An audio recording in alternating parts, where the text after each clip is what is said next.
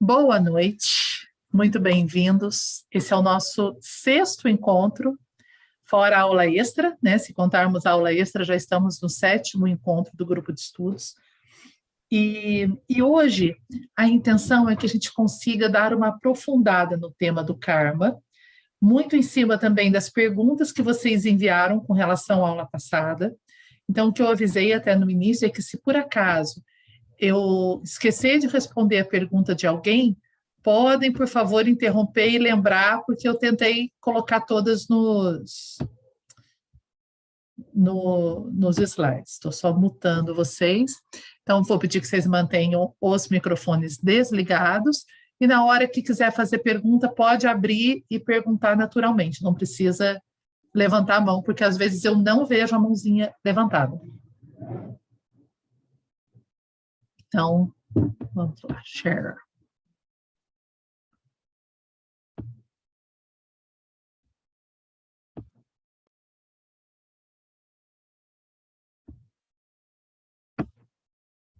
Estão vendo a tela que eu estou compartilhando?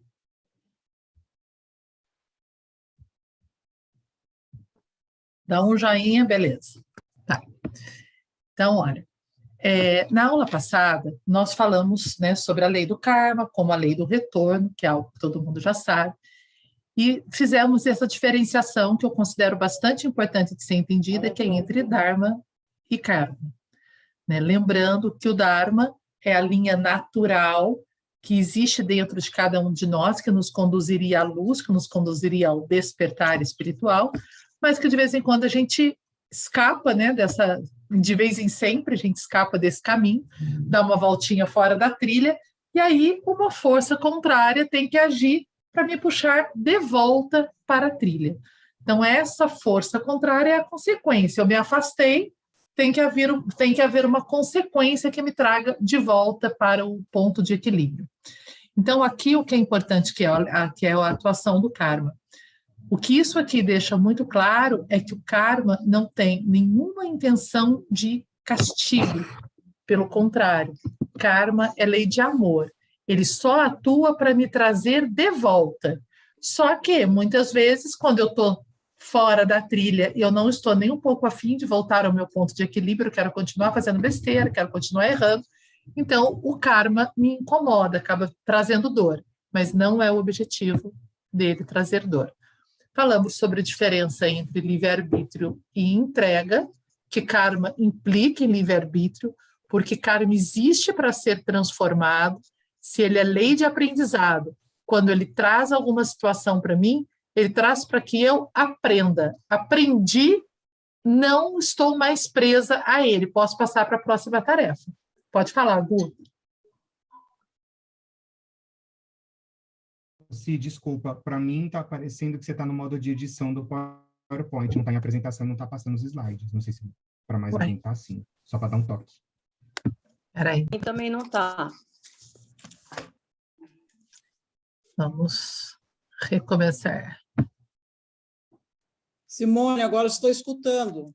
Ah, muito bem. Bem-vinda. Agora está certo? Então, beleza. Obrigada. Então, falamos sobre livre-arbítrio e entrega. À medida que você intensifica a sua entrega, que você vai tendo maior despertar espiritual, você vai tentando se entregar mais, você vai querer saber menos de livre-arbítrio. A gente fica levantando muita bandeira, porque eu tenho livre-arbítrio, porque eu tenho direito de escolha. Na verdade, isso é sinal de pouca evolução. À medida que a gente vai evoluindo, a gente não quer saber de livre-arbítrio, a gente quer aprender a entregar, seja feita a vossa vontade, não a minha, porque a minha faz muita besteira, né? Então, a entrega, a gente encurta o caminho. Falamos que a vida é uma só, outra coisa importantíssima de ficar clara, que ela é uma continuidade. Então, nessa continuidade, eu visto e desvisto corpos. Lembrando lá das primeiras aulas que nós colocamos o corpo físico como sendo um casaco pesado. Então, se eu estou no inverno, eu saio de casa e eu visto casaco. Quando eu entro em casa, eu não necessito de casaco, eu vou retirá-lo. Porém, eu continuo existindo, eu continuo sendo a mesma pessoa, apenas estou descasacada. Então, essa é a morte, o ir e vir do plano físico. Tanto quando eu estou no plano físico, quanto quando eu estou no plano astral, eu permaneço na vida horizontal, na energia da horizontalidade. Por quê? Se eu estou me manifestando em uma situação que tem espaço, tempo, que acredita que eu estou num caminho evolutivo para Deus, eu estou no mundo da ilusão, que é o mundo horizontal. Então, mesmo nos planos mais altos do astral, onde eu já estou quase no 7º céu, se há manifestação, eu ainda estou na horizontalidade. Eu só me encontro na verticalidade quando eu estou em comunhão com Deus, na unidade. Passando rapidinho, então, só para relembrar. Então, esclarecendo algumas dúvidas. A diferença entre pagar e aprender. Foi a primeira pergunta que eu recebi no final da aula passada. Uma pessoa falou para mim assim, no centro espírita que ela frequenta, o palestrante sempre fala que se a gente não foi legal numa vida anterior, a gente tem que voltar para pagar. À medida que a gente vai evoluindo em consciência, em despertar da consciência, a nossa linguagem, a nossa compreensão, ela também vai evoluindo. Então, muitas vezes, quando a gente está no início do aprendizado espiritual, isso, nós que eu estou falando, não somos eu, você, mas humanidade, tá? Era necessário ainda esse aprendizado do pagar, que era o quê? Olho por olho, dente por dente. Velho Testamento. Uma ideia de que fez, levou. Por quê? Porque a humanidade ainda estava tão atrasada, com tão pouco despertar, que a lei tinha que ser muito rígida, muito simples, vamos dizer assim, para que as pessoas conseguissem segui-la. À medida que a humanidade vai amadurecendo, porque a gente entende que a humanidade ela é um indivíduo inteiro, né?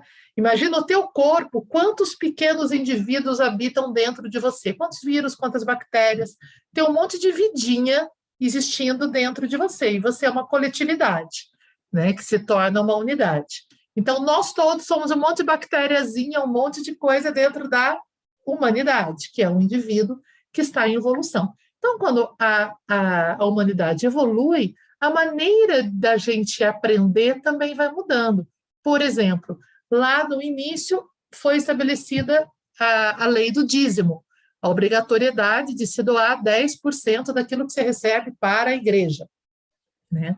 O que é isso, a lei do dízimo? A lei do dízimo, gente, é uma lei importantíssima, que significa que toda energia que passa por mim, ela precisa gerar o bem para o maior número possível de pessoas, ela precisa se multiplicar, eu não posso reter, eu não posso ser aquele fim da linha que tudo que chega em mim eu só quero poupar, né?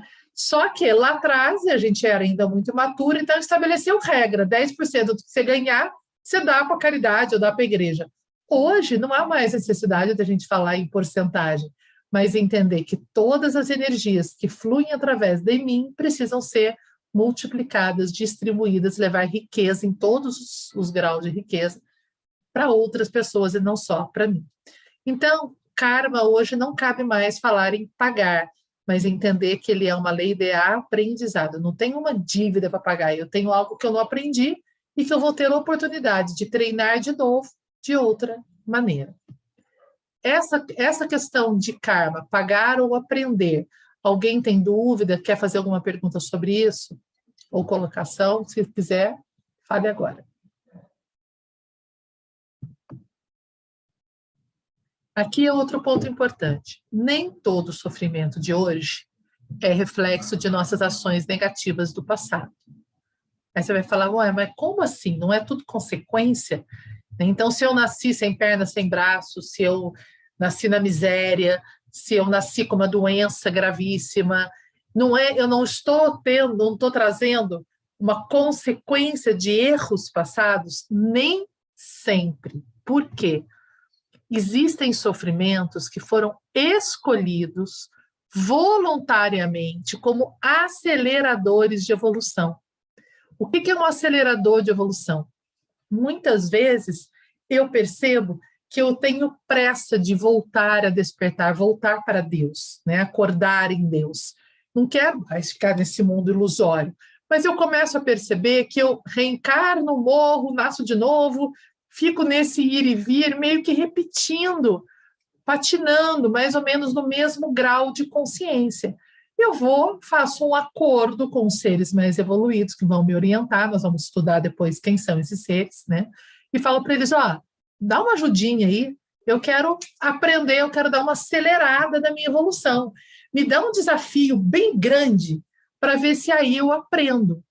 Por exemplo, se você é um esportista e você fica dentro da sua zona de conforto, você não vai ter grandes evoluções. Se alguém chega e fala para você, agora eu vou, né, oferecer para você, vai ter que dar um salto triplo mortal. Você fala, caramba, agora eu vou ter que realmente, né, recrutar todas as minhas forças para fazer isso. E aí você dá um salto evolutivo como atleta. Então, no caminho evolutivo, eu solicito um salto mortal triplo. Eu peço para nascer, às vezes, numa situação ou de miséria, ou de doença, ou de uma família difícil, no meio de uma guerra, no meio de uma situação, seja ela qual for, para que aquilo me dê a oportunidade de recrutar as minhas forças e desenvolver desapego, compaixão, amor, humildade, compreensão, assim por diante. Então, o que a gente precisa tomar muito cuidado? Porque, às vezes, a gente simplesmente olha uma pessoa que está sofrendo e fala, bem feito, é karma dele. Essa pessoa foi ruim no passado. Muito cuidado com esse julgamento. Primeiro, porque é uma falta de amor tremenda, né? Todos que estão em sofrimento merecem compaixão e amor, e você não sabe de nada, né? Às vezes eu estou olhando alguém achando que aquela pessoa está pagando um karma e ele está usando um acelerador de evolução e ele está anos-luz adiante de mim, e eu estou apontando o dedo para ele. Né? Isso aconteceu muito por um equívoco. Quando os médiuns, né, Chico Xavier, começaram a receber vários livros explicando, às vezes, o porquê das deficiências físicas, o porquê das doenças. Algumas pessoas começaram a dizer, ele está passando por isso porque ele foi mal no passado. Então, isso acabou trazendo um equívoco para algumas pessoas, lógico, de achar que é castigo. Então, bem feito para ela, que está passando por aquilo. E esquece isso, pelo amor de Deus. Ninguém sabe o que está por trás de um corpo bonito, de um corpo deformado, de uma vida de miséria, de uma vida de luxo, ninguém sabe. E julgar é contrário à lei do amor. E isso, sim, traz consequências kármicas graves para a consciência. Todas as vezes que eu julgo, eu estou me colocando acima do outro, estou me colocando na separatividade, estou pensando que sou Deus. Como eu costumo brincar no consultório, o cargo de Deus já está ocupado, não tente concorrer a ele. Então, humildemente, baixe a cabeça e saiba que nada sabemos. Essa foi uma outra pergunta, né? Podemos reencarnar como animais ou plantas?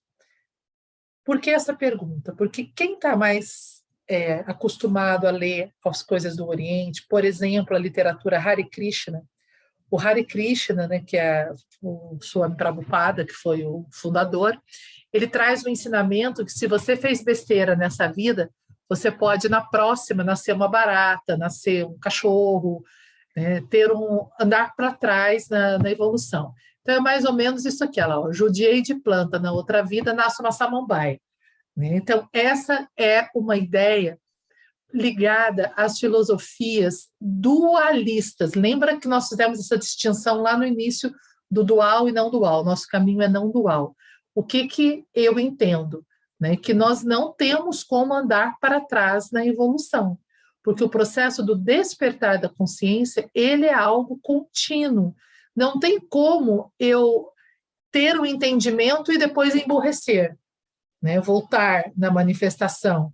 Então, quando a gente pensa nos reinos da natureza, cada grupo, né, cada reino, ele está num nível diferente de despertar. Então, se eu estou já nesse reino hominal, né, que é o reino dos homens, eu vou reencarnar em outras formas humanas, mas eu não vou voltar a ser barata, não vou voltar a ser cachorro, não vou dar para trás, tá? Vamos entender os reinos. O reino mineral, ele não manifesta ainda desenvolvimento da mente ou das emoções. Você não pega uma pedra e fala assim, o pensamento da pedra ou a emoção da pedra. Porém, o reino mineral, ele registra todas as energias, as vibrações que os envolvem. nós aprendemos que a água tem ouvidos na física quântica. Tudo aquilo que você emite de som, de palavra, o que você escreve ao lado de uma fonte de água, você grava aquela informação na água e aquela água passa a conduzir aquela energia. Há muitos anos atrás, eu recebi uma comunicação dos devas da água. Depois vamos falar sobre devas num outro momento. Os devas seriam os seres que cuidam, os seres das águas, vamos dizer assim, né? Porque tudo é vivo.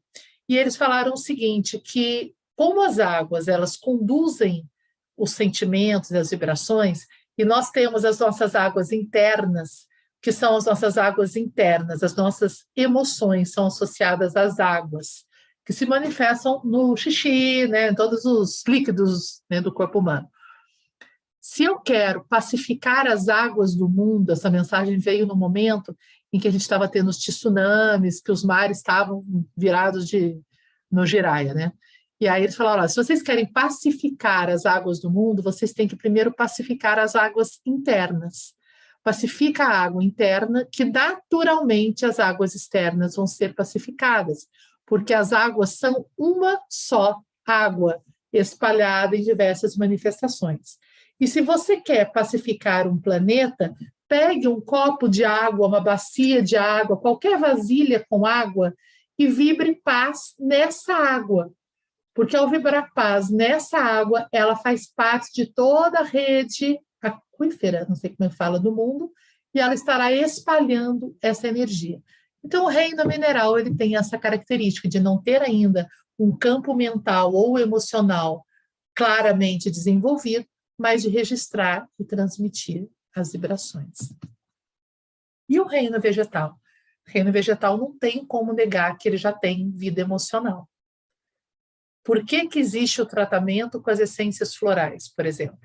Dr. Bach, que foi o fundador, o descobridor, sei lá, o desenvolvedor das primeiras essências florais do mundo, né? O Dr. Bach, ele descobriu que quando ele se sentava sob uma árvore, ao lado de uma flor, ele recebia vibrações específicas do campo emocional daquela planta. E ele foi capaz de ir percebendo e identificando qual era a característica emocional de cada flor. Então, o reino vegetal, ele além do corpo físico, né, do corpo da planta, já está desenvolvendo o mundo emocional.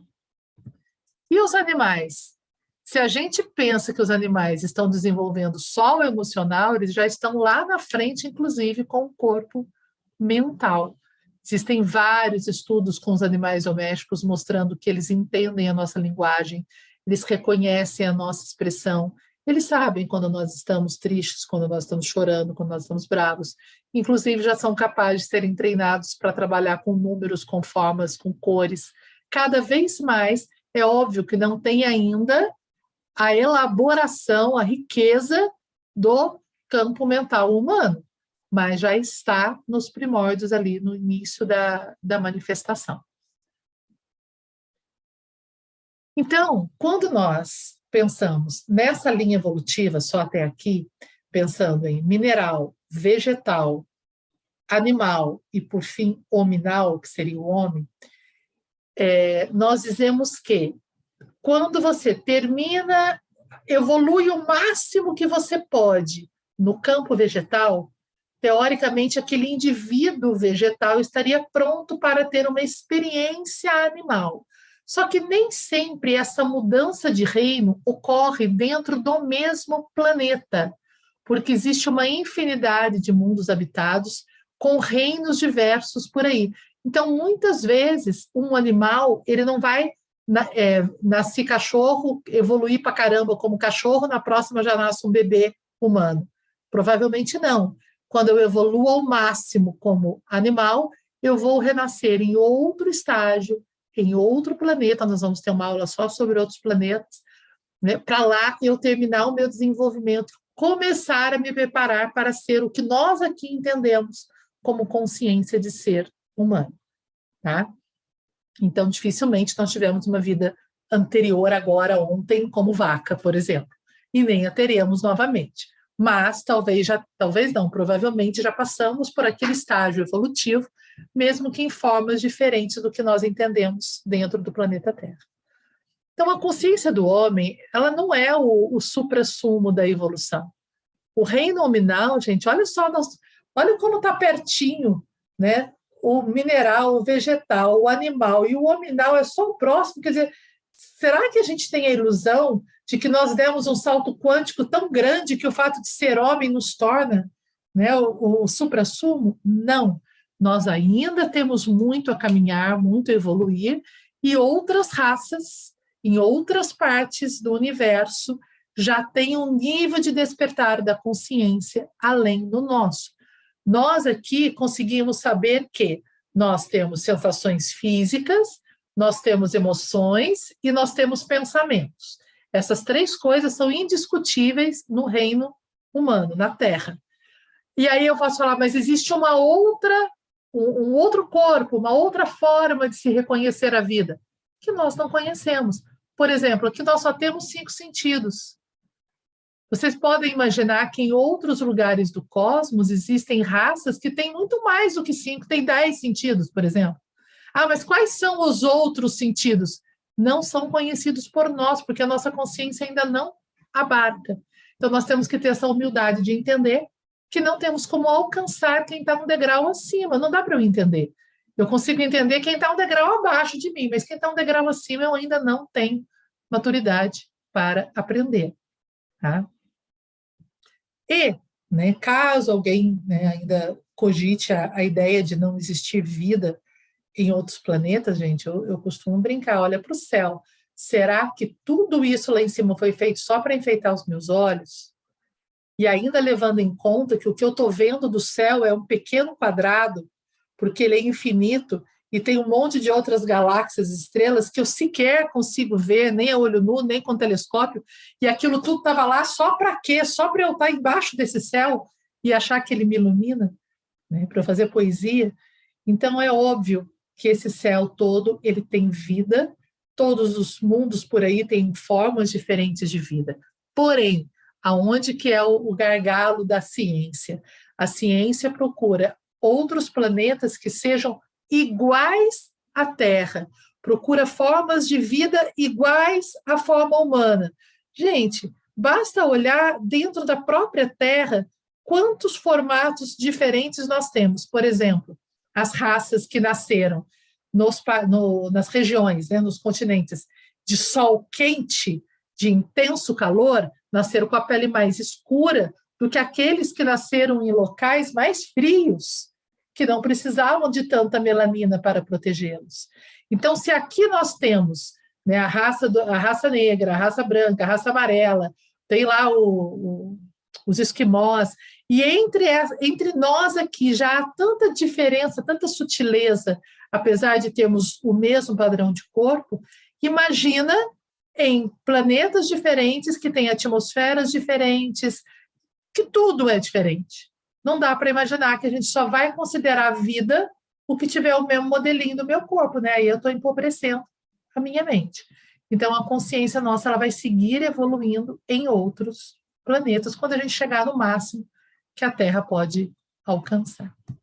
Quem quiser interromper, fica à vontade. Cada reino, então, está num grau de despertar de consciência. Só que dentro de cada reino, entre os seus elementos, nós também temos diferenças. Haja visto o reino humano, que nós temos aí uma escala quase infinita na humanidade, desde o homem mais bronco, vamos dizer assim, até o homem mais evoluído. Dentro do reino animal, nós consideramos que os animais domésticos, eles têm um grau de despertar meio parecido. Então, aqui a gente cai numa polêmica, né, gente? Por que que eu posso comer vaquinha e não posso comer o meu cachorrinho e o meu gatinho? Então, aqui eu gostaria de deixar apenas como reflexão. Espera aí, tem uma mensagem aqui no chat. Você pergunta. É isso aí, mágoa é amar a água, agora que eu vi a mensagem do Gu, exatamente. Então, são as águas ruins dentro de nós. Águas poluídas no planeta, águas poluídas dentro de nós. Então, essa questão dos animais, da gente simplesmente se colocar como se nós fôssemos o topo da evolução e tudo aquilo que está abaixo de nós serve para nos servir apenas, é uma baita falta de consciência e de amor. Então, quem já viu, quem ainda come carne, gente, por favor, assista o documentário A Carne é Fraca. É simples, é só ir lá no YouTube, eu vou deixar escrito aqui no chat. A Carne é Fraca, documentário. Não tem nada a ver com espiritualidade, tem a ver apenas com o amor ao reino animal. Tá? O sofrimento de uma vaca, de um bezerrinho, quando ele vai para ser morto, é a mesma coisa que se você fosse matar o seu cachorrinho de estimação. É muito forte, Simone. Eu tentei assistir 2 vezes. Pesado. Pesado. Tem que ter peito para assistir A Carne é Fraca e assim, né? Mas ele é um bom acorde, assim, né? Um bom despertar para essa questão da vida dos animais. E a gente vai também despertando em graus, né? Por exemplo, quando eu fui carnívora até os 17 anos, praticamente só carnívora. Eu não gostava de vegetais, eu não gostava de fruta, eu só comia churrasco, né? E quando eu fui estudar com Wagner Borges, e ele foi me mostrando tudo isso, a primeira coisa que veio à minha mente, gente, ainda não foi um despertar de amor, foi um despertar de que, quando um animal vai para o sacrifício, ele sabe que vai ser morto, tanto que tem várias fotografias na internet de vaquinha chorando na hora que está indo para o sacrifício, né? O porco grita que é uma coisa horrível, né? E naquele momento, a gente pode imaginar que o bicho sinta duas emoções básicas: medo, pavor, né? Ele sabe que vai ser morto, e dor, sofrimento, tristeza, revolta, raiva, sei lá o que ele sente. Mas toda essa descarga emocional dele vai para onde? Vai para o sangue dele, vai ficar impregnado na carne dele. Então, quando você come um bife, você está acrescentando medo, raiva, ansiedade, pavor aos seus próprios medo, raiva, ansiedade, pavor. Então, o primeiro movimento que eu fiz lá nos 17 anos para parar de comer carne foi aquela coisa: nossa, mas eu não quero comer a raiva do animal, a dor do animal. Depois que a consciência vai andando, você vai entendendo que isso é o de menos, não é por isso que eu não quero, é porque eu não posso matar um semelhante. Aí você passa a ter essa consciência do amor. Mas seja qual for a consciência que você tenha, se já te ajudar a não comê-los, nós já vamos estar num processo evolutivo legal. Aí você vai falar para mim assim: mas o que importa não é o que eu como, o que importa são as minhas atitudes. Eu não estou dizendo que não comer carne faz de alguém uma pessoa evoluída. Existem pessoas que comem carne e têm um grau de amor muito grande. Mas é um processo natural do despertar do amor você estender esse amor aos outros reinos. Tá? Mas isso não faz de ninguém, não é sinal de evolução. Eu sou um ser evoluído porque eu sou vegetariano. Não. Né? Na verdade, a alimentação ideal é a vegana, que realmente não causa nenhum tipo de dor. Porque se você tiver uma vaquinha no fundo da sua casa, não tem problema você tomar leite. Ela vai ser criada com amor, você vai tirar o leite sem sofrimento, mas na forma como a indústria faz hoje, né, eu não sou vegana, eu me esforço, ainda é um caminho para mim ser vegana, ser vegetariana já é algo, né, desde os 17, estou com quase 52, mas o veganismo ainda está sendo incorporado em mim por puro comodismo à vida prática, que às vezes na rua você não dá conta. Mas em casa eu tenho tentado, pelo menos. Né? Por quê? Eu tenho uma amiga que é produtora de leite, né? E ela ainda falou para mim assim: você é vegetariana? Foi um tapa na minha cara. Ela falou: você é vegetariana porque você não sabe como que é o sofrimento dos animais na hora do leite. Eu falei: por quê? Ela falou: você sabe o que faz com bezerro? Eu falei: não. Quando nasce um bezerrinho, um homem, né, macho, não interessa para os produtores, porque ele mama muito e ele vai acabar com o leite daquela vaca que tem que ser vendido. Então, ou eles mandam o bezerrinho para o sacrifício, ou eles deixam ele morrer de fome. Então, para que o bezerrinho, ele morra de fome, para que eu possa ter o meu leitinho na minha mesa. Então, coisas que incomodam, mas que a gente precisa refletir. Dentro dessa linha do despertar da consciência, se cada indivíduo dentro de um grupo vai tendo graus diferentes de despertar, sabe-se que, pensando só nos principais tipos de carne que são consumidas, a vaca ela tem um grau de consciência maior do que o frango. Então, vamos dizer assim, a vaca sofre com mais consciência quando vai ser morta. Então, se você falar para mim, nossa, mas eu não consigo parar de comer carne. Então, para de comer a carne vermelha, para de comer o porco e vai para o frango. Você vai estar fazendo um pouco menos, né, causando menos dor, não menos dor, que a dor é igual, mas menos dor de consciência, vamos dizer assim. Né? E menos ainda que os frangos são os peixes. Aí, qual é o argumento que quase todo mundo usa para mim? Ah, mas Jesus Cristo comia peixe.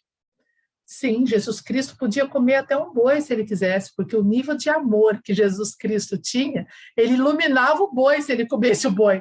Mas eu estou tão longe dele que eu não posso me atrever, né, a achar que isso me dá o direito de comer os animais, a menos que eu, então, me desafie a ser igual a ele também no restante das características dele. Aí, ok. Se eu conseguir ser igualzinha a Jesus, aí o argumento é válido, né, e eu não tenho problema comer o peixinho. Essa é uma imagem bem famosa na internet, a diferença de ego para eco. Né? No ego nós temos o homem macho, supremo, acima de tudo, a mulher já é um ser inferior a ele, e os animais aqui todos nessa linha daqui para baixo, né? Para até parecer que as amebas, né, que as estrelinhas do mar sejam menos importantes, né, do que o meu cachorrinho. E na eco é diferente, a visão ecológica, nós somos todos filhos de Deus. Então tem que haver essa unidade, não essa pirâmide. Sobre esse assunto de alimentação animal, eu sei que isso aqui é uma polêmica. Alguém quer perguntar ou colocar alguma coisa?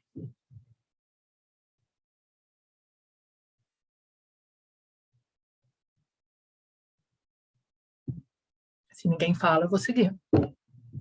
Enquanto a humanidade continuar indiferente ao sofrimento animal, será impossível acabar com as guerras e o sofrimento no planeta.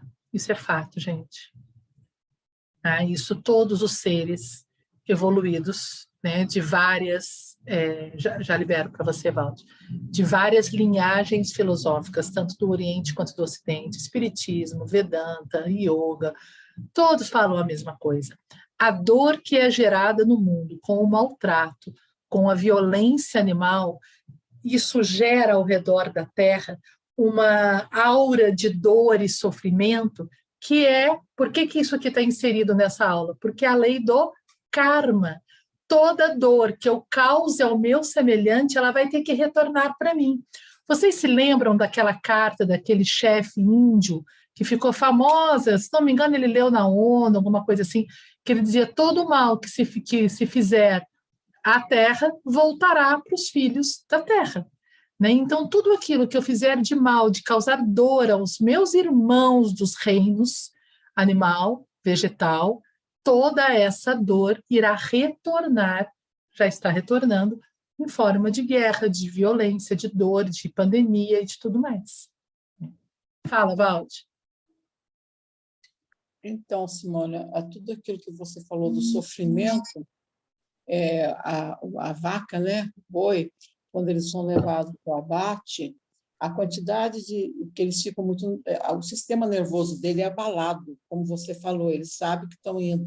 Então, eles descarregam nos músculos, na carne, né? Eles descarregam todo aquele nervoso, as substâncias que estão contidas no sistema nervoso deles vai para a carne. E você pode cozinhar, fritar, fazer churrasco, fazer o que quiser, que isso não sai da carne. A gente come aquilo. Então, você pode observar, foi feito um estudo, que as pessoas já são tensas, quando elas consomem bastante carne vermelha, elas ficam mais tensas ainda. Isso é fato. Isso é fato. E olha, eu vou falar para você, sobre essa que você falou, do sofrimento, todas as doenças causadas são nós mesmos que causamos por causa do pensamento que emitimos. E os animais também emitem esse pensamento, não Sim. só nós humanos. Com certeza. Eles já Entendeu? estão, como a gente falou, né, nos primórdios aí do campo Isso. mental. Aqui na minha cidade, em Silveiras, tinha um matadouro, antigamente, né? Eu não sou muito antiga, não, mas eu cheguei à época do matadouro. Então, eu ia lá ver. Gente, era uma coisa horrível, horrível. Olha, você escutar, eu falava com o moço, um dia eu entrei na frente, quase com o moço corta a minha cabeça. Eu tinha o quê? Uns 7, 8 anos de idade. Né? Eu entrei na frente, falei para ele, você não vai matar, ela está chorando. Né? Então, isso realmente, a gente presenciar uma cena dessa é chocante, principalmente naquela época que eles davam a cacetada na cabeça, né? Ela amarrava ela caía, desmaiava e vinha e cortava, decepava o pescoço. Então, esse sofrimento até hoje é diferente, no frigorífico é diferente, mas vai para os músculos, vai para a carne. Realmente, eu não sou vegetariana e nem vegana, mas a carne vermelha eu já deixei de comer muito, porque eu sinto que quando eu como, eu fico tensa. Aí, depois que eu fui ver essa pesquisa. Isso, eu já tive prova com pacientes que se propuseram a ficar 3 meses. Eu falo, fique 3 meses sem carne vermelha e observe a mudança no seu nível de ansiedade. Isso é concreto, tá? E perdi o que eu ia falar do paciente. Esse é um assunto que incomoda muito a gente. É desagradável falar. Porém, por exemplo, Ramatiz, né, fica também a dica aqui de um autor bastante importante para vocês estudarem. Ramatiz foi um índio, ele era da Indochina, né, um espírito que tem vários livros escritos de perguntas e respostas sobre espiritualidade. E Ramatiz, ele não pertencia a nenhuma religião, inclusive o espiritismo kardecista teve uma época que ficou de mal com Ramatiz. Não sei como é que está hoje, dentro de alguns centros são mais abertos, outros são mais tradicionais, porque Ramatiz ele une o conhecimento oriental ao ocidental. Então, como ele fala de chakras, centros de energia, tal, ele não era muito bem visto. E Ramatiz ele fala da importância de você ficar sem carne, pelo menos quem não consegue parar quando você se propõe a um trabalho espiritual, porque ele diz que cada bife, um bifinho pequeno que você coma, ele fica no teu campo energético mais ou menos uns 4 dias, um bife. Então, ele fala, quando você for para um trabalho espiritual, pelo menos naquele dia, evite comer a carne, né? Pelo menos naquele dia, faça o seu dia sem carne. Então, que a gente vá devagar, que a gente não se julgue por isso, que a gente não julgue o outro por isso, nunca, por favor, como eu falei, não há julgamento nenhum aqui, mas reflexões que não tem como a gente escapar. Tudo que existe faz parte desse sonho cósmico, né? Tudo é manifestação da vida de Deus, do Uno. Então, não existe diferença entre mim e o outro. Se tudo que existe é manifestação, é tudo que existe mesmo. Tá? Aí você vai dizer para mim, mas por que pode comer o alfacinho, então? O alface não tem dor, o alface não sofre? Não, o alface não tem ainda, como a gente falou, esse desenvolvimento do campo emocional mental para que ele tenha sofrimento. Dentro, né, nós vivemos em um planeta onde ainda é preciso matar para comer, nem que seja matar no sentido de arrancar a plantinha do chão. Tá? Com a evolução do ser humano, ele vai se tornando cada vez mais sutil na sua alimentação, até que não haja mais necessidade de comer nem o vegetal. Ele vai viver de luz. Mas até lá, nós vamos ainda precisar nos alimentar de algo. Então, que seja aquele que causa menos dano, que é o vegetal. Existem algumas leis universais, né? A lei do karma é uma das leis universais, que definem, né? É como se fosse, por exemplo, na Terra nós temos a lei da gravidade. Conhecer ou não conhecer, concordar ou não concordar com a lei da gravidade não muda o seu efeito. O azar é meu se eu jogar um paralelepípedo para o alto, porque eu não acredito na lei da gravidade. Ele vai cair do mesmo jeito, né? Então, uma das leis universais que a gente já falou muito aqui é essa lei da unidade.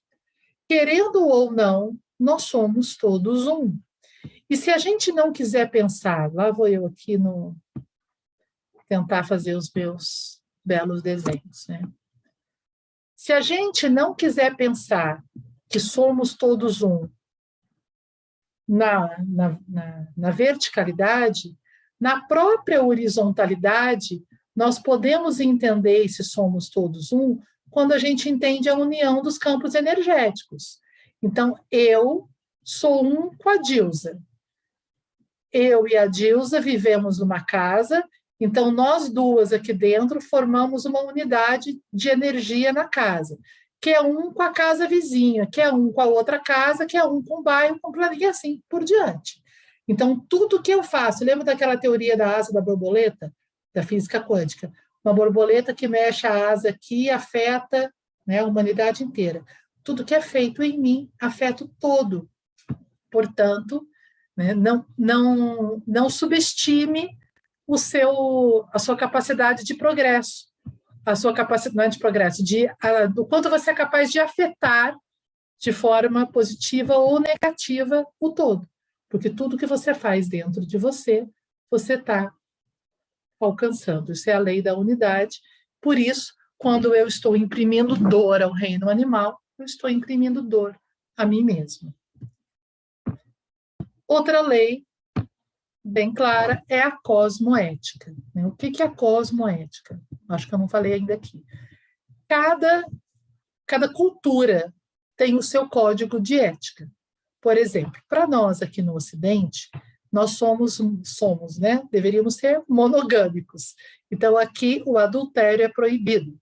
Mas, se você for lá em Dubai, não tem problema nenhum o homem ser casado com 50 mulheres.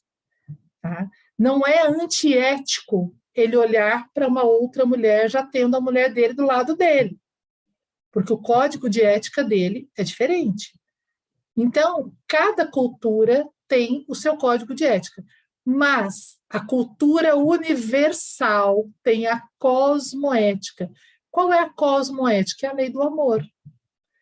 Todas as vezes que eu romper com a cosmoética, que eu for contra a lei do amor, esteja em qual planeta eu estiver, em qual nível de consciência eu estiver, eu vou sofrer a consequência. Porque quando eu quebro um código de ética, eu sou punido de alguma maneira. Então, se eu firo a cosmoética, eu vou ter que arcar com a consequência. E a cosmoética é a lei do amor. Então, se eu não sei se uma coisa é certa ou errada, eu preciso me perguntar, pensando em termos de cosmoética, isso fere a lei do amor? Porque existem coisas que são ok na ética humana e que não são ok na cosmoética. Coisas que, de repente, num comportamento cultural aqui está permitido, por exemplo, né, existem culturas que permitem um homem casar com uma criança. Está ok dentro da cultura dele, ele não está sendo antiético, mas dentro da cosmoética ele está ferindo a lei do amor. Então, a gente precisa toda hora se perguntar o que a gente consegue alcançar da cosmoética, porque é óbvio que nós não temos ainda a maturidade para alcançá-la de forma integral. Lei da correspondência, o que é em cima é igual ao que está embaixo, no milagre de uma coisa só. Antigamente, essa era uma frase muito usada em todos os grupos esotéricos, né? Hermes Trismegistus. Então, o que quer dizer isso? Bom, no nível físico, é bem fácil a gente reconhecer isso, porque quando a gente olha, por exemplo, o cérebro é muito parecido com o universo, fisicamente, né? As conexões, os desenhos, assim como essa árvore, a gente olha as raízes, é praticamente uma árvore de ponta cabeça.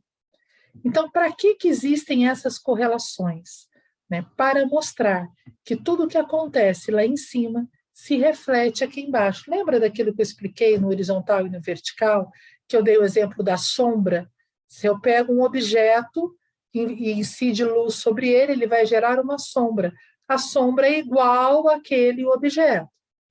Agora, é igual àquele objeto em formato, é semelhante, vamos dizer assim, mas não é idêntico, porque a sombra da caneta não serve para escrever.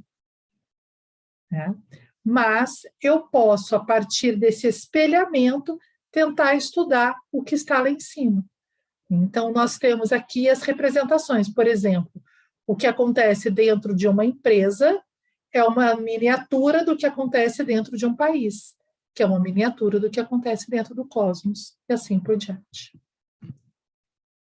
Lei da evolução. Eu posso escapar de tudo menos de evoluir. Não tem jeito. Imagina uma criança, né, que tenha aí seus 4, 5 anos e que fale assim, não quero crescer, quero continuar com 30 centímetros de altura. Eu falo para ela, meu filho, não tem jeito.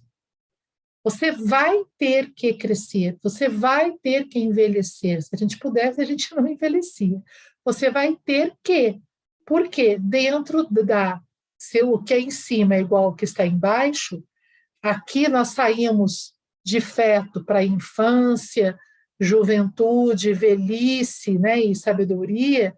Essa evolução aparente que nós temos aqui na horizontalidade é para nos lembrar que no cosmos nós também temos uma evolução contínua com outros graus de maturidade.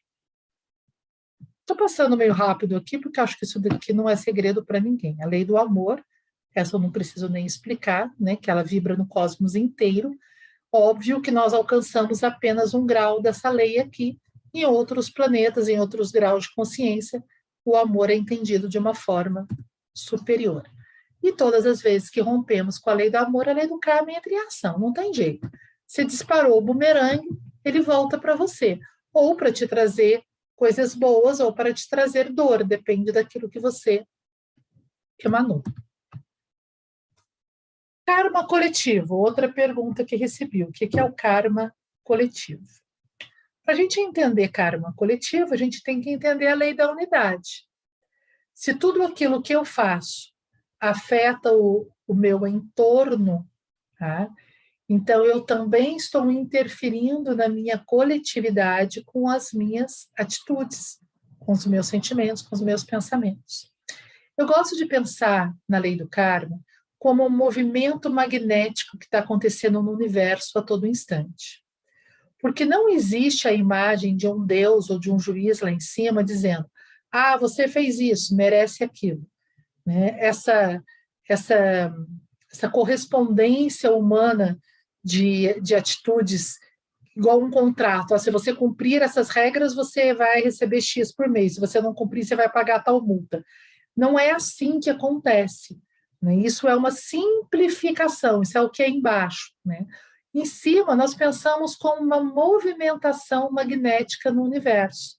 Então, nós vamos sendo atraídos para campos de energia semelhantes aos nossos. Pessoas semelhantes com necessidades semelhantes se atraem e formam grupos, formam comunidades, formam pequenas realidades.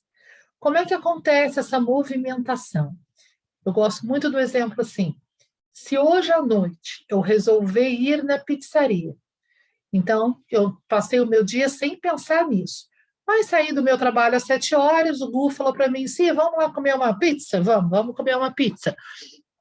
Vamos no Bexiga comer uma pizza. Aí, quando eu chego no Bexiga e vou pedir a minha marguerita, no momento em que eu peço a minha pizza, vocês acham que o pizzaiolo aí que vai sair para comprar o trigo, para preparar a massa, para começar a procurar uma receita? Não.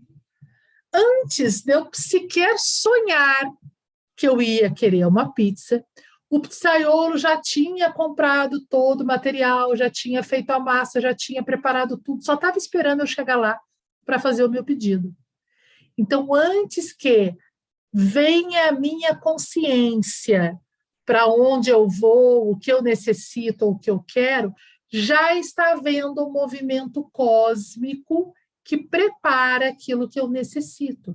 Esse movimento cósmico a gente entende como a lei do karma, porque o que eu preciso viver daqui a pouco já está sendo preparado, eu só não estou sabendo, não estou vendo, mas já está essa movimentação acontecendo. E ela acontece no nível individual e no nível coletivo. Então, nós temos grupos, cidade, comunidade, escola, passageiro de um voo, de uma van, né? Esses grupos se formam por afinidades vibratórias. Cada um está onde deve estar, com quem deve estar, na hora em que deve estar ali. Entendendo que, então quer dizer que todo mundo que está dentro de um mesmo ônibus tem o mesmo grau de evolução? Não. Todo mundo que está dentro daquele ônibus necessita das experiências que lhe serão ofertadas por aquele ônibus naquele momento. Cada um por um motivo diferente. Alguns porque escolheram um acelerador de evolução, outros porque estão ainda tendo aprendizado de amor, cada um por um motivo. Mas se nós estamos dentro de uma comunidade, nós não chegamos nessa comunidade por acaso. Toda movimentação, você não mora na casa que você mora à toa, no bairro que você mora à toa. Né? Quando a gente olha, né, quando tem algumas pessoas aqui no grupo que moram no exterior, pessoas aqui do Brasil que moram no exterior. O que faz alguém que nasceu aqui em Cruzeiro, todo mundo aqui no bairrinho, na cidadezinha, de repente está morando lá nos Estados Unidos, tendo uma outra realidade, porque o que ela necessita hoje, karmicamente falando, está lá. Então, ela nem sabe como, mas as movimentações já vão surgindo, ela conhece alguém, ela casa, ela arruma um trabalho, ela tem vontade de ir embora, porque eu vou sendo conduzida para onde eu devo estar. Isso aqui é algo que nos acalma muito. Quer ver uma situação em que essa consciência do karma coletivo nos dá muita tranquilidade? Quando a gente passa por situações, por exemplo, como um acidente de avião. Às vezes você tem aquela coisa assim, nossa, era para eu ter pego o voo das 3 horas, perdi o voo. Todo mundo entrou e eu perdi. Aí eu choro, reclamo, brigo porque eu perdi o voo. Daqui a pouco veio uma notícia que o avião caiu. Então, por sorte, eu não peguei. Por sorte, ou naquele momento não era necessidade kármica minha estar com aquele grupo dentro daquele voo. Então, essa movimentação magnética que ocorre no universo, sem que eu tenha consciência dela, não permitiu que eu entrasse naquele voo. E eu fui poupada daquilo. Isso aqui é algo claro para vocês ou alguém quer acrescentar, perguntar, comentar alguma coisa até aqui?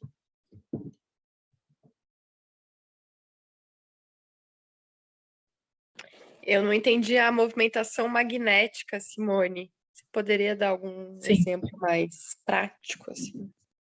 Então, movimentação magnética, vamos lá. Quando você tem aqui, tá? Quando você coloca um ímã grande aqui, se você tem esse monte de bolinha aqui de ferro, né? Você coloca um ímã grande, se você ficar observando, você vai começar a ver aquelas bolinhas serem atraídas e vindo na direção do ímã, certo? Então, eu naturalmente vou sendo atraída para o lugar, o momento e a situação que eu preciso viver. Como que eu sou atraída? É essa movimentação magnética.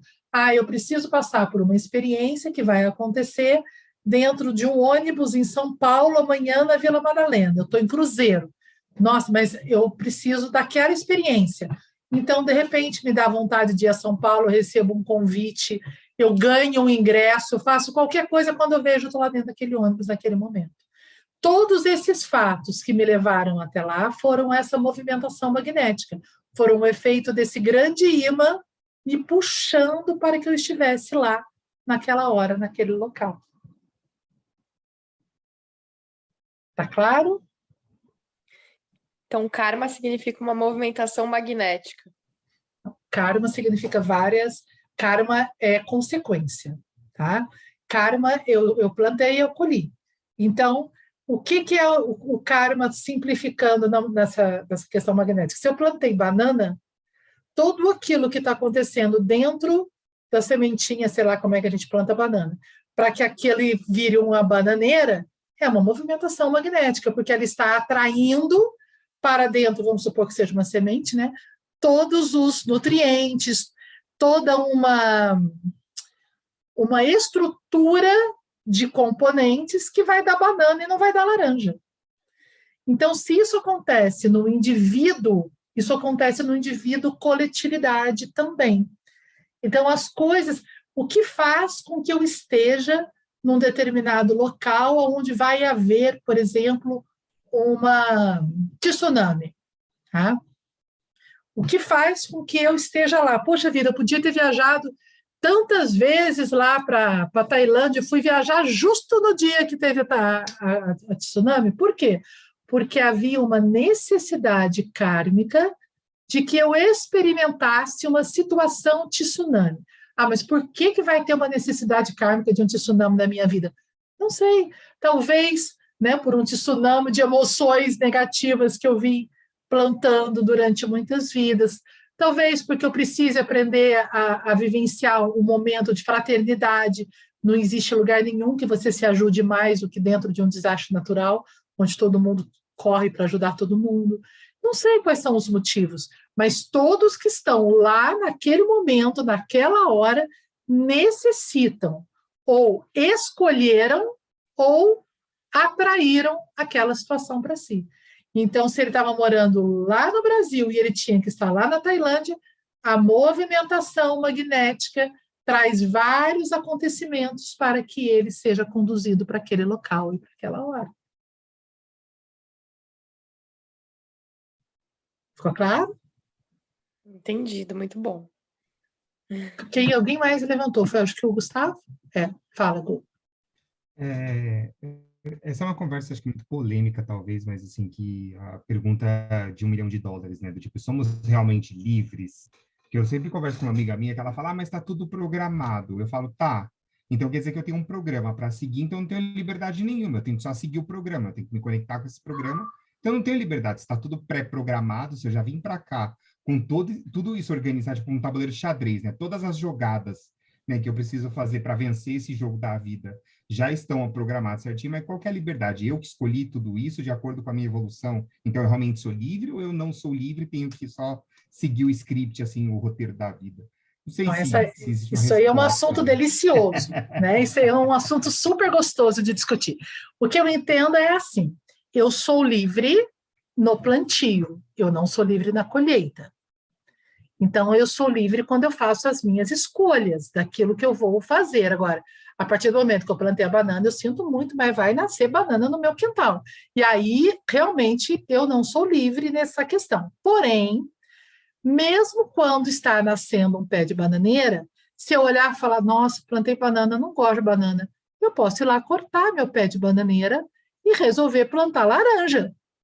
Óbvio que vai haver um tempo entre nascer a banana, eu tirar a banana, plantar a laranjeira, nascer a laranja, mas eu posso e devo fazer essas interferências à medida que a minha consciência vai despertando. Então, o primeiro ponto é esse, eu sou livre nas escolhas do que eu planto, mas tenho que aceitar as consequências e decidir o que fazer com elas. Se vou deixá-las se alastrar ou se vou tentar melhorá-las de alguma maneira. Agora, quanto mais eu estiver na unidade, menos livre-arbítrio eu vou ter, menos livre-arbítrio eu quero ter. Porque quando eu estou em unidade com Deus, eu não me reconheço como um ser separado. Essa ideia de livre-arbítrio ser tão importante é porque nós temos a ilusão da separatividade, de que eu sou um ser único. Então, eu quero ter minha liberdade única de ir e vir. Quando eu entendo que nós somos um com Deus, eu quero ter menos livre-arbítrio. Mas, dentro ainda da nossa ilusão, que ainda queremos ter livre-arbítrio, nós temos algumas coisas que são pré-determinadas, e a gente vai ver isso melhor na aula de reencarnação, de planejamento reencarnatório. Porque o que acontece? Vamos supor, de uma forma bem grosseira, tá? Que eu tenha vindo de várias encarnações extremamente orgulhosa, arrogante, dura, não ajudo, não aceito ajuda, sou bicho ruim, dura mesmo. Aí, quando eu vou nascer agora, eu olho para trás e falo, caramba, eu não estou conseguindo aprender a humildade de jeito nenhum, não estou conseguindo aprender a pedir. Aí eu bato um papo lá com os meus coleguinhas mais velhos que eu, mais maduros do que eu falo, bom, eu preciso nascer de um jeito que me dê a opção de desenvolver essa humildade, senão eu não vou sair do lugar, eu vou ficar sempre errando o mesmo erro, né? Aí eu combino, então, olha, eu vou nascer e quando eu tiver 15 anos eu vou sofrer um acidente e vou ficar tetraplégica. Por quê? Porque se eu ficar tetraplégica, eu vou obrigatoriamente depender do outro. Então, eu vou ter que aprender a pedir, eu vou ter que aprender a ser humilde. Olha que acelerador de evolução. Que grande oportunidade para eu aprender a evoluir. Ah, ok. Tive livre-arbítrio nessa escolha? Tive. Eu escolhi. Só que eu vou nascer, eu vou esquecer, mas escolhi. Aí nasci. Não lembro, né? Não sei o que vai acontecer comigo aos 15 anos. Porém, eu nasci com a intenção de evoluir nessa questão humildade. E pode ser que do 0 aos 15 anos eu dê um salto quântico nessa consciência.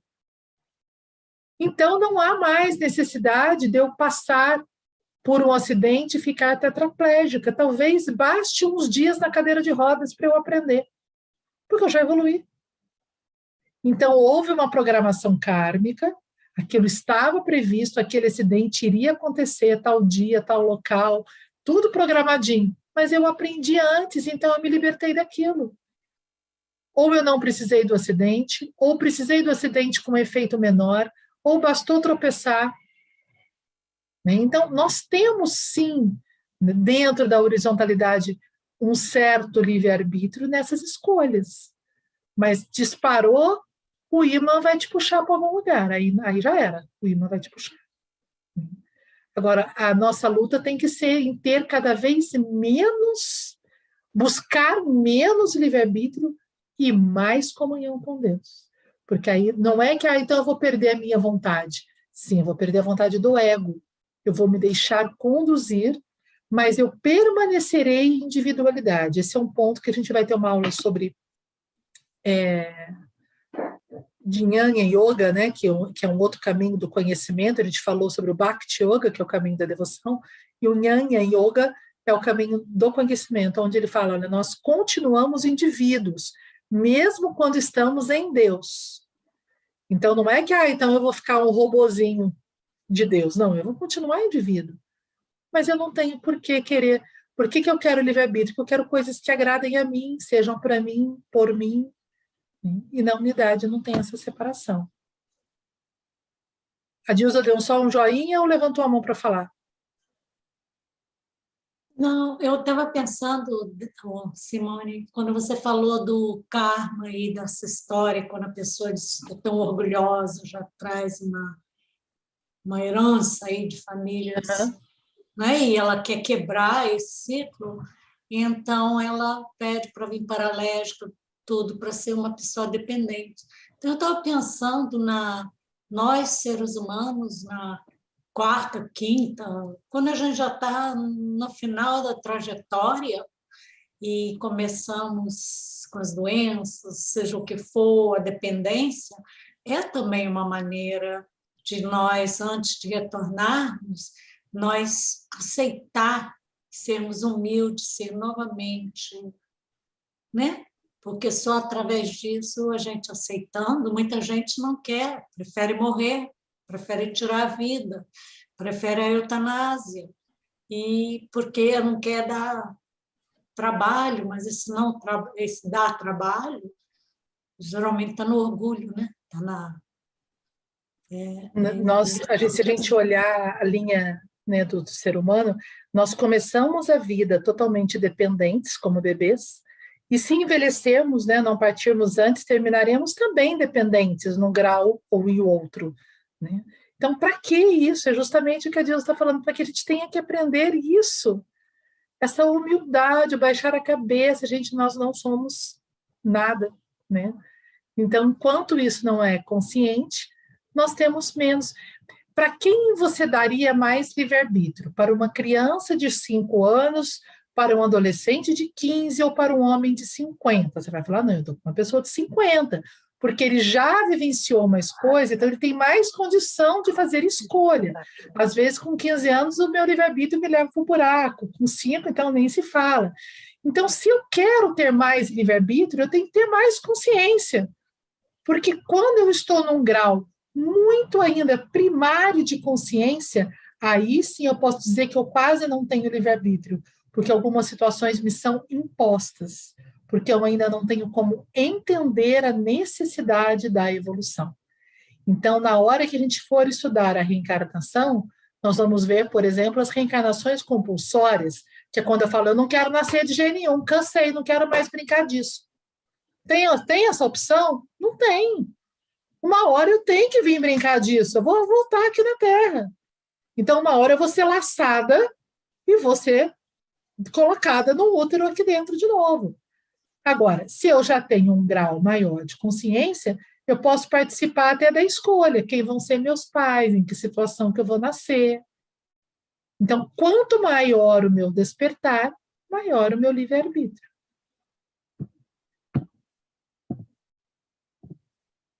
Então, nós temos o karma planetário. Se a gente considerar, como eu disse, o planeta como um indivíduo no espaço, um indivíduo que escreve a própria história, né? O karma da Terra é o karma da humanidade como um todo. Então, importantíssimo ponto. Se eu estou encarnada no planeta Terra hoje, eu não sou muito diferente daqueles que estão fazendo a guerra. Por que que existe guerra no planeta hoje? Porque é resultado da somatória de todas as nossas guerras internas. Não tem o menor sentido eu fazer oração, vibrar, fazer promessa para acabar com a guerra na Ucrânia e eu estou brigando com o meu vizinho. Eu estou brigando com a minha mãe, eu estou brigando com o meu filho. Não tem sentido. Né? Então, a minha guerra interna, somada com a sua guerra interna, vibrou guerra no planeta. Então, o que a Terra vive hoje, ele é uma consequência dessa coletividade. Então quem está na Ucrânia hoje merece passar pela guerra.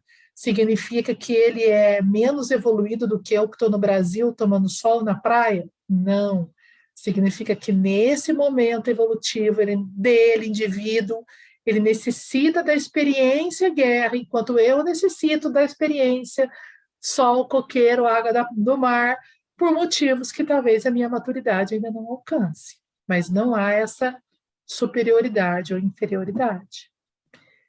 E esse indivíduo terra, ele faz parte de uma comunidade universal, né? Lembra da unidade. Então, está tudo junto e misturado, os emaranhamentos quânticos, as auras se misturam.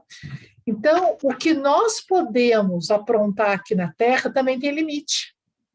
Por que que tem limite? Porque se eu explodir o planeta, se eu estourar uma bomba atômica aqui, eu não vou afetar só o meu planeta. Eu vou afetar todo um equilíbrio galáctico. O sistema solar todo será afetado. Então, se isso não fizer parte da necessidade kármica do sistema solar, não será permitido que a Terra exploda uma bomba atômica aqui. De alguma forma, teremos que ser separados antes que a gente exploda o universo. Então, nós temos essa responsabilidade, da mesma forma que, se eu moro num prédio de apartamentos e resolvo colocar fogo no meu apartamento, eu vou interferir no equilíbrio do prédio como um todo, eu posso espalhar o incêndio no prédio inteiro. Se não fizer parte do karma de todos os outros moradores passarem por um incêndio naquela noite, não será espiritualmente permitido que eu incendeie o meu prédio. Eu posso tentar e não vou conseguir. Tá? Então, tudo aquilo que é permitido não está lá na Bíblia, não cai um fio de cabelo, não cai uma folha de uma árvore sem que Deus permita. O que é esse Deus permita? É óbvio que Deus não fica lá, agora pode cair folha, agora não pode. Não, ele fez as leis universais, soltou, e essa permissão de Deus são as consequências kármicas, né? Então, nós temos toda aí, né, uma infinidade de protetores espirituais que protegem, que cuidam da Terra, inclusive para evitar que a gente faça besteira do ponto de vista galáctico.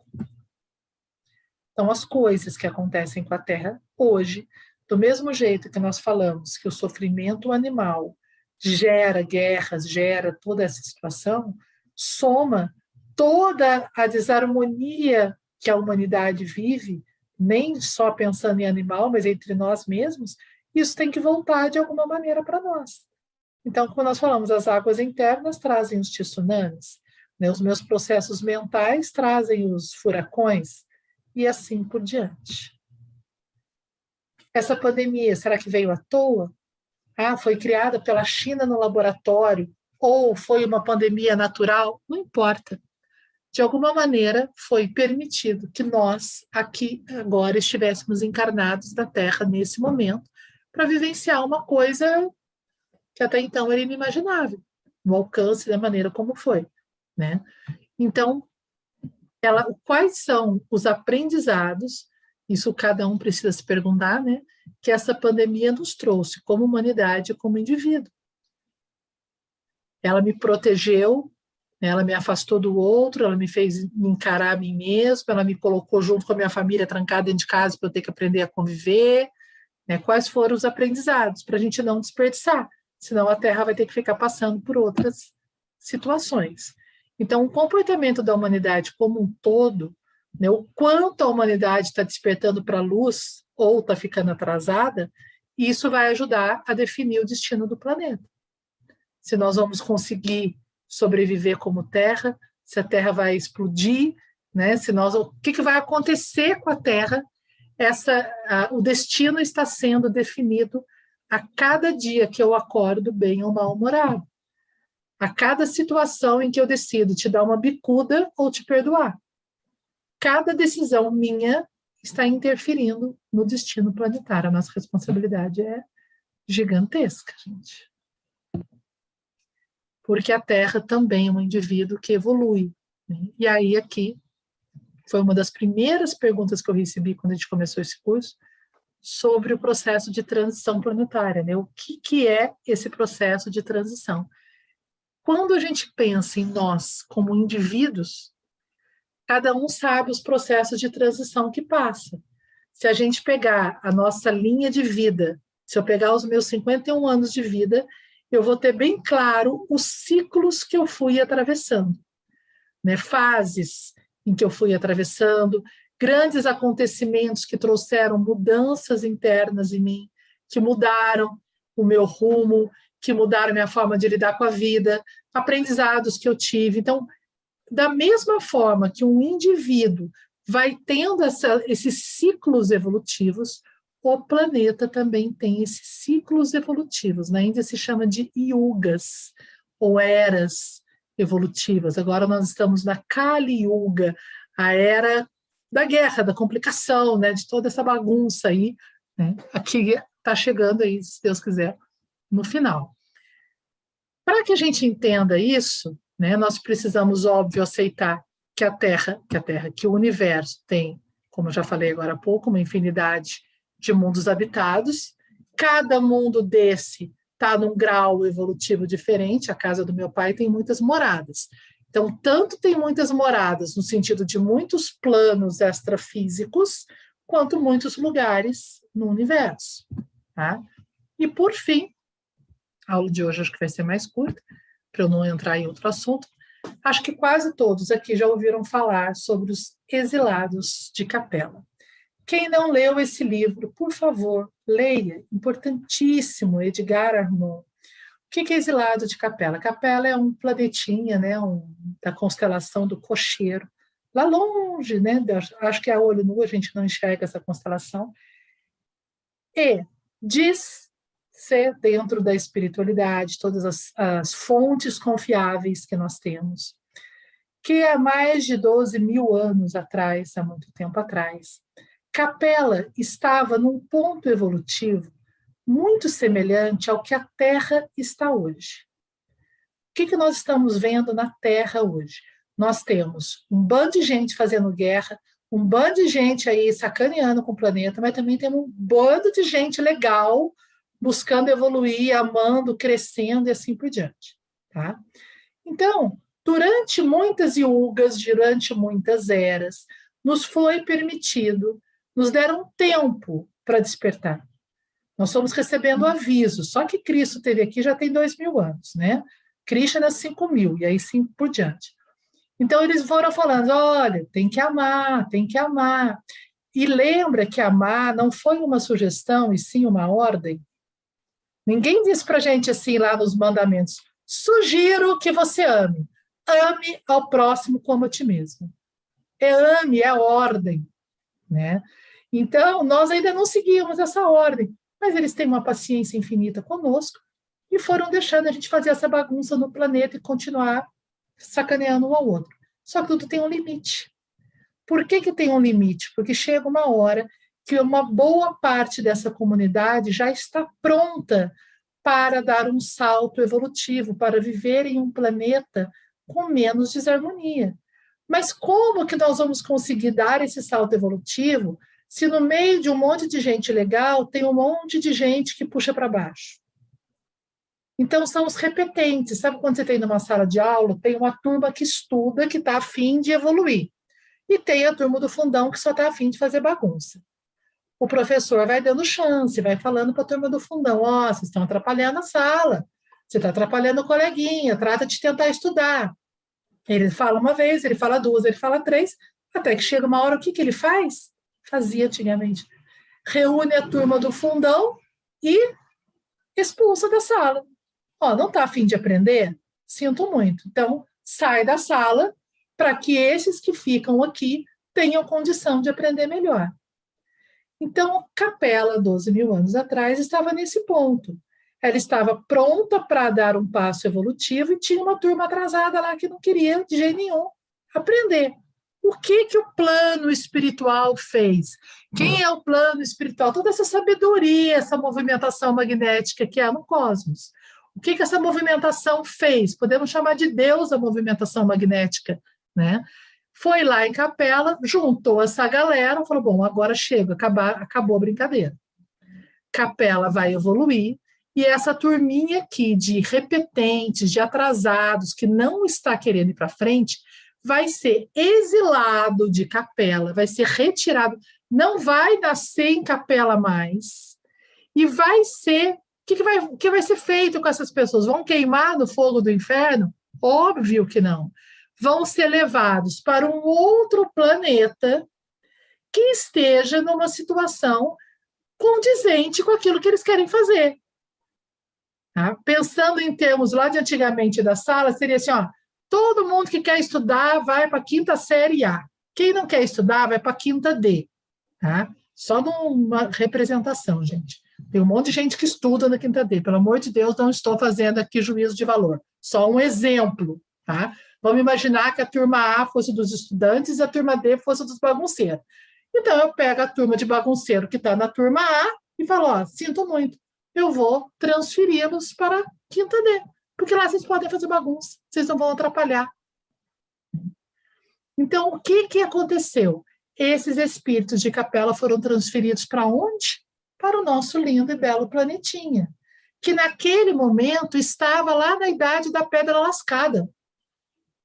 Os homens lá na caverna, eles estavam muito atrasados. As consciências que viviam na Terra naquele momento estavam brutas, eram broncas. Em comparação com aqueles que viviam aqui, os que vieram de Capelas para cá eram quase anjos. Eles eram atrasados para o nível de Capela. É como se, ao invés de transferir da 5ª A para a 5ª D, transferiram da 5ª A para o 1º ano. Então, andou para trás. Lá no 1º ano, eles eram muito espertos, sabiam muito em comparação. Então, eles vieram nascer da Terra. Quando eles vieram nascer na Terra, eles ajudaram a Terra a ter um salto quântico. A Terra evoluiu, porque recebeu espíritos que já tinham um pouquinho mais de consciência do que aqueles que estavam aqui agora. Muitos de nós que estamos aqui hoje buscando a espiritualidade temos origem capelina. Muitos de nós fomos exilados lá atrás e agora estão aqui tentando correr atrás do prejuízo, né? Então, o que acontece? Aí a Terra foi evoluindo, alguns já foram levados embora, já passaram de ano de novo, já foram nascer em outros planetas mais evoluídos, mas uma grande turma continua aqui. E agora a Terra está no ponto que Capela estava. Então, nós estamos recebendo as últimas chamadas. O que o mundo espiritual está falando para a gente? Escuta, a Terra precisa avançar. Você está a fim de avançar ou você está a fim de continuar fazendo bagunça? Se você estiver a fim de continuar fazendo bagunça, no momento da grande transição planetária, você vai ser transferido para um outro planeta. Quando eles vieram para cá, dizem que Jesus se reuniu com eles e prometeu, olha, fiquem tranquilos, vocês estão sendo transferidos para um planetinha atrasado, mas daqui a 2.000 anos eu vou lá, daqui a 10.000 anos, sei lá quantos anos, 10.000 mais ou menos, eu vou nascer lá e vou ajudá-los, e vou resgatá-los para o amor. Então tenham paciência, porque tempo é uma coisa tão relativa no cosmos, né? Então, quando nós formos transferidos para um planeta inferior, nós também teremos um Cristo nascendo lá para nos ajudar a evoluir. Então, gente, a evolução, ela é garantida. Nós vamos virar a luz em algum momento, porque já somos luz.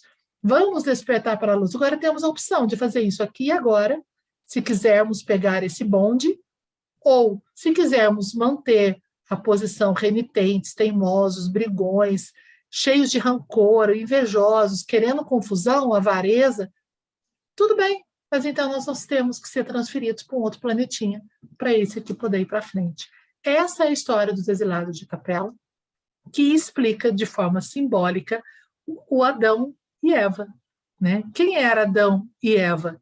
Adão e Eva, os primeiros homens que perderam o direito ao paraíso porque morderam o fruto do conhecimento. Então, simbolicamente, Adão e Eva são os capelinos, que perderam o direito ao paraíso, que seria Capela naquele momento, né? Porque morderam o fruto do conhecimento do bem e do mal. O que é o conhecimento do bem e do mal? Dualismo, separatividade, eu separada de você. E aí, estão vivendo aqui agora, perderam o Éden e estão na Terra. Fala, Dilson. Foi então que surgiu o livre-arbítrio? Foi o livre-arbítrio. O livre-arbítrio só existe na horizontalidade, na hora que eu decidi, que eu achei que eu sou separada de você, que eu comecei a ter livre-arbítrio. Então, porque decidiu comer a árvore do conhecimento, do bem e do mal. Alguém quer perguntar alguma coisa, colocar algo? Chegamos ao fim da aula de hoje. A Valde está falando, eu não estou ouvindo. Valde, você tem que abrir uma... Aí. Muito bom, maravilhoso, excelente, como todas as aulas. Muito importante, sabe? Realmente, nós estamos num momento de fazermos reflexões de reforma íntima muito grande, né? E mudarmos nossos modos de agir, de pensar, sempre pensando para o melhor, para mim e para os outros, né? Porque se eu estou bem, eu consigo ajudar alguém. Se eu sou mal, eu não consigo ajudar ninguém, muito pelo contrário, eu vou estragar mais ainda aquele que está precisando de ajuda. Então, Os Exilados da Capela, eu li esse livro, realmente é um livro recomendável, você está perfeita, e todos eu acho que realmente deveriam ler esse livro que você recomendou. E a gente, a cada dia que passa, a cada minuto que passa, a gente vai vendo que um pensamento nosso pode mudar o mundo inteiro, né? Um pensamento nosso, errôneo, pode fazer com que o Putin aperte o botão da bomba nuclear. Então, as nossas doenças trazemos por culpa nossa também, né? Então, vamos voltar para nós, fazermos uma reforma dentro da gente para que a gente possa mudar o modo de pensar, né? De agir, falar, que às vezes egoicamente pensamos que estamos certos, mas não estamos certos, nós estamos mandando essas vibrações para outros lugares e, como diz assim, um termo bem assim, atiçando os outros que estão já nessa vibração para eles ficarem mais fortes ainda, né? Então, é um momento muito sério, um momento que estamos passando, que nós temos que realmente sermos mais humildes, né? A solidariedade muito importante, mas não podemos esquecer de que cuidemos primeiro de nós, para depois cuidarmos dos outros, porque se for para ir cuidar de alguém, com a gente cheio de problema, nós vamos piorar a situação, né? Porque o ser humano precisa de ajuda, todo ser humano precisa de ajuda, ninguém vive sozinho, um precisa do outro, né? Mas precisamos estar bem para cuidar dos outros. E as pessoas estão gritando, pedindo socorro. E é tão gostoso a gente ajudar. e saber que aquela pessoa que saiu da sua frente ali mudou de ideia para o bem, em direção a Deus, para alcançar o amor e a luz, né? Então, é gratificante assistir suas aulas, porque você realmente nos traz a realidade do que nós estamos vivendo. Você desperta em nós, Simone, a luz que está apagada dentro da gente, viu? E você é realmente iluminada. Gratidão. Muita Nós gratidão. somos todos iluminados, né? Não tem um mais iluminado que o outro, que nós estamos todos no mesmo barco. Mas pegando só uma carona que no que a Valde colocou, tem um ponto que ainda nós não falamos sobre isso, mas vai ter que ser uma aula à parte também sobre energia. Ela falou assim, alguma atitude nossa pode fazer com que o Putin aperte o botão. Eu me lembro assistindo a aula do Wagner Borges, em 1990, né? O Wagner falou uma coisa que eu nunca mais esqueci. Ele falou assim, olha, pode ser que nesse momento tenha uma pessoa em cima de um prédio por aqui, né, na Vila Mariana, querendo se jogar, pensando, né, vou ou não vou, em cima do prédio, olhando, querendo tomar coragem para suicidar. Se naquele momento você está lá na tua casa, xingando, reclamando, falando a vida é uma porcaria mesmo, né, e soltando todos aqueles impropérios, as bolhas energéticas que você está gerando, elas estão circulando por aí. Aí ela passa por aquele indivíduo que está lá, vou ou não vou, vou ou não vou. E aí você manda para ele aquela mensagem, a vida é uma porcaria, ele pula. Quando ele pula, você é corresponsável por aquele suicídio. Porque a tua ira, a tua reclamação, o teu mau humor ajudou a empurrar. O contrário também é verdadeiro. Se naquele momento você está na tua casa, vibrando bem, pensando que a vida é maravilhosa, que tem luz, que a gente precisa ir adiante, mesmo na dificuldade, aquele pensamento vai lá, ele pensa bem e fala, vou dar mais uma chance. E ele dá um passo para trás.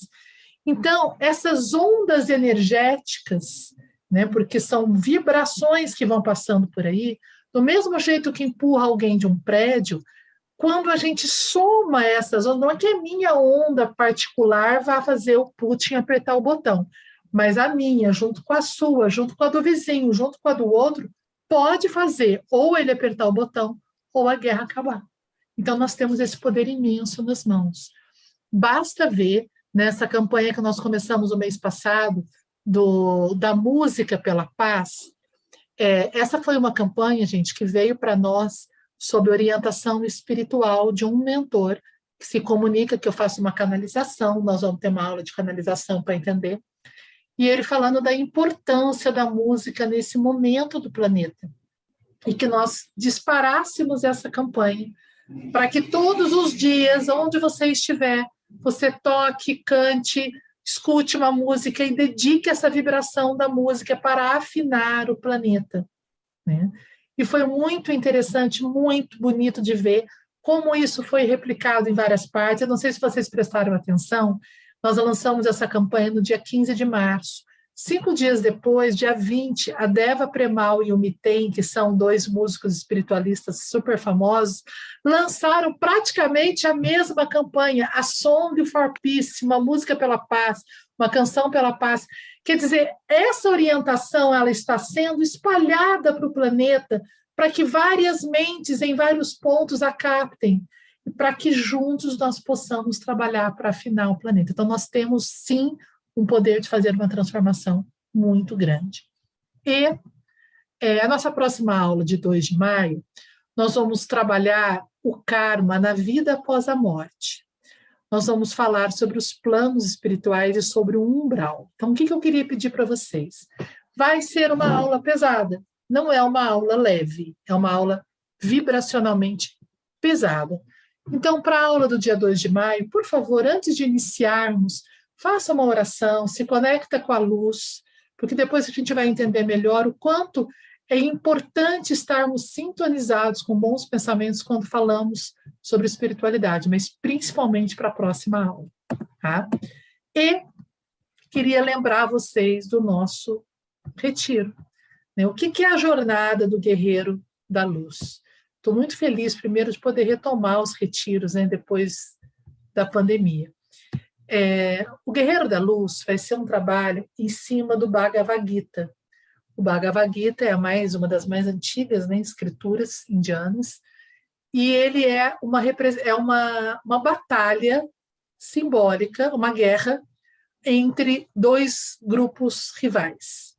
Tá? E esses dois grupos rivais nada mais são que o bem e o mal, a sombra e a luz guerreando dentro de nós. Então, a batalha do Bhagavad Gita, o campo de batalha é o nosso interior. É uma batalha simbólica. É um livro belíssimo. Eu acho que eu já li umas 6 versões dele. Né? A que eu estou estudando agora é a do Yogananda, que tem 1.680 páginas, que é delicioso. E vai ser dentro dessa visão da unidade, do Vedanta, que nós vamos fazer essa jornada. Sexta, sábado e domingo. Nós vamos em um grupo pequeno, seremos 21 pessoas. Dessas 21, nós já temos 14 inscritos. Então, temos apenas 7 vagas. Se você quiser participar, por favor, corra, porque a pousada tem limite de pessoas, não tem como eu colocar mais gente lá, tá?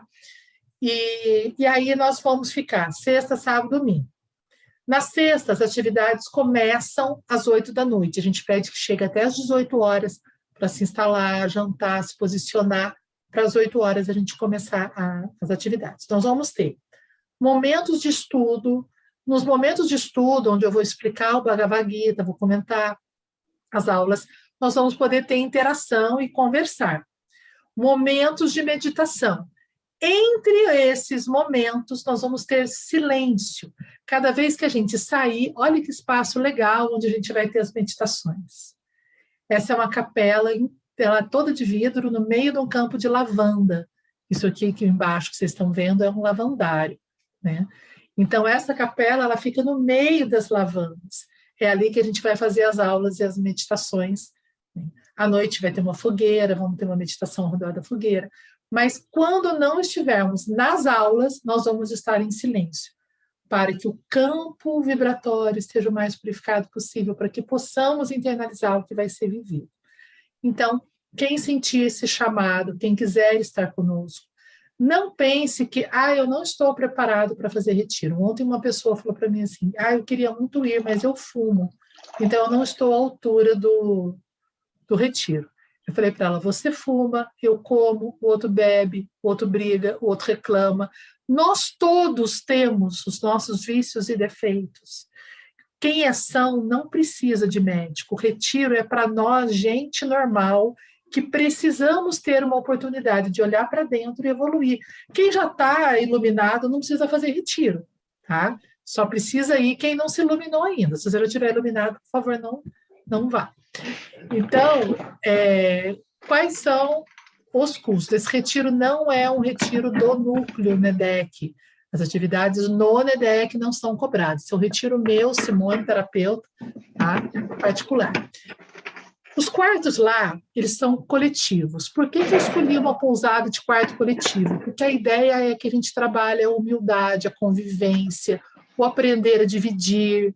Né? Não tem muito sentido eu querer ir para um retiro desde que eu fique num quarto sozinha com o mesmo conforto que eu tenho na minha casa. Né? O desprendimento faz parte do aprendizado.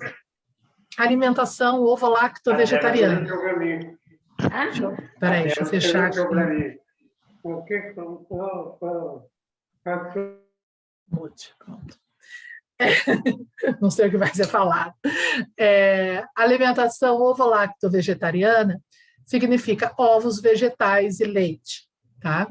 Porque, mas eu sou carnívoro, por que eu não posso comer carne no retiro? Porque pelo menos durante aqueles 2 dias e meio que estaremos lá, vamos fazer um momento de purificação. Então, vamos pedir que o corpo fique o mais purinho possível. Estudos, meditação e silêncio. Os valores são R$ 1.100 em 6 vezes sem juros no cartão, 6,183, ou até 12, na verdade, até 18 vezes o cartão divide, só que aí tem os juros do cartão que não são baixos. Né?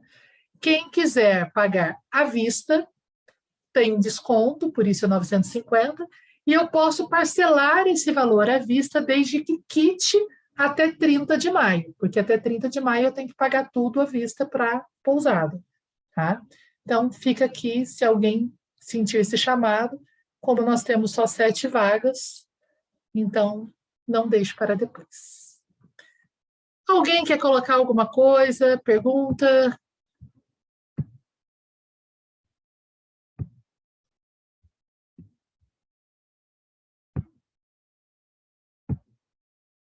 Abrindo todo mundo aqui. Quem quiser abrir aí para dar um oi, todo mundo agora está na tela. Então, gente, é isso. Próxima aula vamos falar de umbral, vamos ter uma aula mais pesadinha, mais necessária. Então, nós vamos falar sobre suicídio, vamos falar sobre mortes violentas. Vai ser uma aula que precisamos ter mais maturidade para ela, tá bom? Então, oi. Estava confirmando, é dia 2 de maio? 3 a 5 de junho. Tem que quitar até maio. A aula. 2 de maio. É segunda-feira. Não, peraí. Eu tô vendo aqui que é porque dia 2 é segunda, sabe? Não, eu não devo ter editado coisa, desculpa. A nossa aula é dia 6 de maio. 6 de maio, tá. Obrigado. A aula vai ser sempre na sexta, 6 de maio. Inclusive, o Simpla, ainda estamos com uma data lá no Simpla de 3 de junho. Só que como a gente vai ter o retiro de 3 a 5 de junho, a aula de junho vai ficar um pouquinho para mais depois, a próxima sexta. Tá bom? Alguém mais quer perguntar, colocar alguma coisa? Ninguém? Muito obrigada, boa noite. Foi muito boa a aula hoje, as explicações. Não boa sei noite quem está a falando, todos, mas tá? muito boa É a noite. Marli. Sou eu, Oi, a Marli, tá. Boa noite. Obrigado, boa noite, gente. Obrigada. Obrigada, Simone. Até mês que vem. Namastê. Gratidão, Simone. Boa noite a todos. Namastê. Boa Obrigada, noite a todos. Deus abençoe. Amanhã já vai estar no YouTube a aula. Beijos. Obrigada, até a próxima. Gratidão, minha Boa noite querida. a todos. Até a próxima, pessoal.